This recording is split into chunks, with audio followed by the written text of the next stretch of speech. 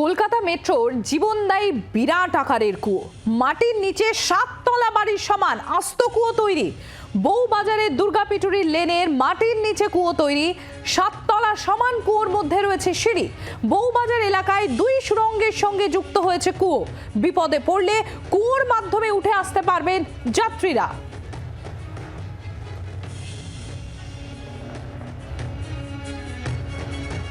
Exclusive সেই ছবি তুলে ধরছি আপনাদের সামনে আমরা। জি24 ঘন্টা।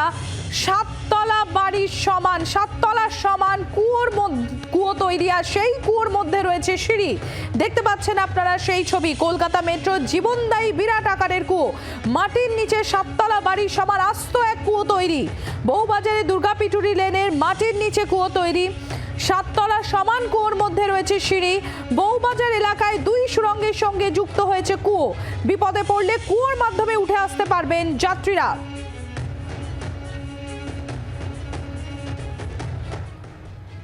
একটা ইমার্জেন্সি পারপাসে যখন ট্রেন মুভমেন্ট হয়, ট্রেন চলাচল করে, পাবলিক যখন ওর মধ্যে দিয়ে যায়, তখন ডিউরিং ইমার্জেন্সি সিচুয়েশন আমাদের একটা ক্রস প্যাসেজ তৈরি করতে হয় ইন বিটুইন দ্য 2 টানেলস, যাতে ওর মধ্যে দিয়ে এপাশ থেকে ওপাশ যেতে পারে। কিন্তু যেহেতু এখানে ক্রস প্যাসেজটা করা যায়নি, সেই জন্য 3টে ক্রস প্যাসেজ ড্রপ করা হয়েছে। ক্রস প্যাসেজগুলো ডিস্টেন্স থাকে 250 মিটার করে ইন বিটুইন।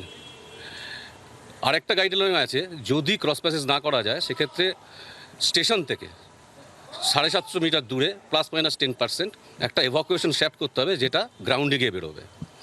তো যেহেতু আমরা 3টে ক্রস প্যাসেজ করতে পারিনি, সেই জন্য এই এভাকুয়েশন শ্যাফটটা বিটুইন 2 টানেলস করে করা হয়েছে, যাতে কোনো রকম এমার্জেন্সি পারপাসে প্যাসেঞ্জাররা এখান দিয়ে বেরিয়ে বাইরে আসতে পারে। সিঁড়ি দিয়ে নামতে নামতে আমরা এই মুহূর্তে চলে এসেছি ইভাকুয়েশন শ্যাফটের একেবারে শেষ তলায়। এইখানে যে জায়গাটা আমি এই মুহূর্তে দাঁড়িয়ে রয়েছি, ঠিক আমার বাঁদিকে রয়েছে ইস্টবাউন্ড টানেলের মধ্যে, যেখান দিয়ে ট্রেন চলবে সেই টানেলে যাওয়ার রাস্তাটা।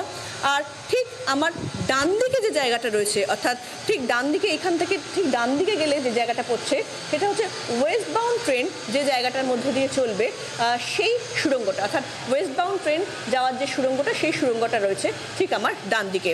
অর্থাৎ এক্ষেত্রে সিঁড়ি দিয়ে নেমেই কিন্তু ধরা যেতে পারে একদম একটা উল্টানো টিয়ের মতন। এই যে এখানে যে সুড়ঙ্গটা রয়েছে, সেই সুড়ঙ্গটার মধ্যে যখন ট্রেন চলাচল করবে, সেই সুড়ঙ্গটার মধ্যে যদি ট্রেন চলাচলের সময় কখনো কোনো রকম কোনো সমস্যা তৈরি হলো, তাহলে কিন্তু একেবারে ট্রেন এখানে থামিয়ে, এখানেই কিন্তু পাশে একটা রাস্তা রয়েছে, সেই রাস্তার উপর দিয়ে করে, অর্থাৎ যাত্রীরা সেই রাস্তার উপর দিয়ে পায়ে হেঁটে সরাসরি এই ইভাকুয়েশন শ্যাফটে চলে আসতে পারবেন। এবং সেই ইভাকুয়েশন শ্যাফটে চলে আসার পরেই কিন্তু তারা একেবারে এই ইভাকুয়েশন শ্যাফট, পায়ে হাঁটার যে রাস্তাটা, সেই রাস্তাটার মধ্যে দিয়ে তারা হেঁটে হেঁটে এই ইভাকুয়েশন শ্যাফটে চলে আসবেন। এবং সেই ইভাকুয়েশন শ্যাফটে চলে আসার পরেই কিন্তু তারা খুব নির্বিঘ্নে তারা এইখান দিয়ে, অর্থাৎ এই যে সিঁড়ি, সেই সিঁড়ি দিয়ে তারা একেবারে ভূপৃষ্ঠে উপরে উঠে আসতে পারবেন, অর্থাৎ সেক্ষেত্রে বাইরে বেরিয়ে আসতে পারবেন। মূলত যে কারণগুলো মাথায় রেখে ইভাকুয়েশন শ্যাফট তৈরি করা হয়, যে সুড়ঙ্গের মধ্যে যদি কখনো ধোঁয়ায় ভরে গেল, অথবা সুড়ঙ্গের মধ্যে কখনো কোনো রকমের কোনো অন্যরকম কোনো সমস্যা তৈরি হলো, যাতে ট্রেন চলাচলের সমস্যা হচ্ছে, যাত্রীরা আটকে পড়ছেন, সেই জায়গা থেকে দাঁড়িয়ে যাত্রীদের বার করার জন্যই কিন্তু মূলত এই ইভাকুয়েশন শ্যাফট তৈরি করা হলো। জি24 ঘন্টার জন্য ক্যামেরায় জয়ন্তর সঙ্গে শ্রেয়সী, কলকাতা। শ্রেয়সী গঙ্গোপাধ্যায় আমাদের প্রতিনিধি টেলিফোনে রয়েছেন আমাদের সঙ্গে। শ্রেয়সী, তোমার যে প্রতিবেদন, তুমি সেখান থেকে যেটা তুলে ধরেছো, তাতে দেখলাম বেশ এক্ষেত্রে একেবারে যে সাধারণ যাত্রীদের কথা মাথায় রেখে যেভাবে ইভাকুয়েশন শ্যাফটটা তৈরি করা হয়েছে, তাতে সত্যি একটা দারুণ জিনিস আমরা বলতে পারি, যারা আমরা সাধারণ মানুষ। তো সেক্ষেত্রে যাত্রী নিরাপত্তা, যাত্রী সুরক্ষার কথাটা মাথায় রাখা হয়েছে, এবং তারপরেই 7 তলা বাড়ির সমানেই কুয়ো তৈরি হয়েছে। শ্রেয়সী, একেবারে দেখো, বউবাজার দুর্গাপিটুরি লেন, যেখানে আমরা জানি যে গত কয়েক বছর ধরেই কিন্তু মেট্রোর যখন কাজ চলেছে, সে কাজ করার সময় কিন্তু বারে বারে মাটির নিচ থেকে জল বেরিয়ে এসেছে, নানান সমস্যা তৈরি হয়েছে, কাজ থেমে গেছে, আবার কাজ শুরু হয়েছে। সেই দুর্গাপিটুরি লেনের নিচে কিন্তু মেট্রোর যে টানেল, সেই টানেল তৈরির কাজ একেবারে চূড়ান্ত হয়ে গেছে, অর্থাৎ বলা যেতে পারে শেষ হয়ে গিয়েছে। এখন ওইখানে, অর্থাৎ যে জায়গাটাতে বাড়িগুলো ভেঙে পড়েছিল, সেই জায়গাটাতেই কিন্তু তৈরি হয়েছে এরকম 7 তলা বাড়ির সমান গভীর, অর্থাৎ ভূপৃষ্ঠের নিচ থেকে যদি ধরি, তাহলে সেক্ষেত্রে ভূপৃষ্ঠ থেকে মাটির নিচে 7 তলা বাড়ির সমান গভীর একটা ইভাকুয়েশন শ্যাফট বা বলা যেতে পারে একটা কুয়ো, যার মধ্যে রয়েছে সিঁড়ি। এখন এই কুয়োটাই কিন্তু এই বউবাজার অঞ্চল দিয়ে যে দুটো সুড়ঙ্গ যাচ্ছে, যে সুড়ঙ্গের মধ্যে দিয়ে আগামী দিনে ট্রেন চলবে, সেই দুটো সুড়ঙ্গের মাঝ বরাবর নেমে এসছে এই কুয়োর মতন এই লম্বা জিনিসটা, অর্থাৎ এখানে যার মধ্যে রয়েছে সিঁড়ি।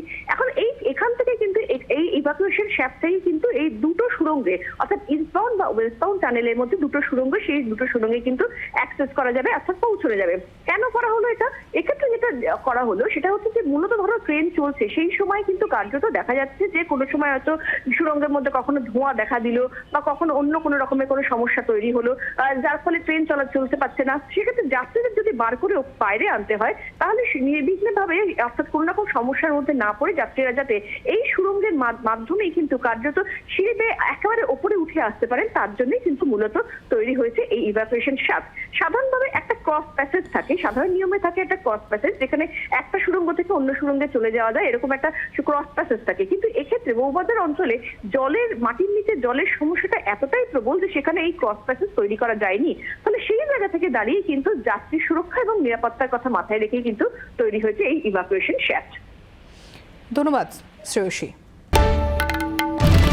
বাংলার আওয়াজ, বাঙালির আবেগ, জি 24 ঘন্টা।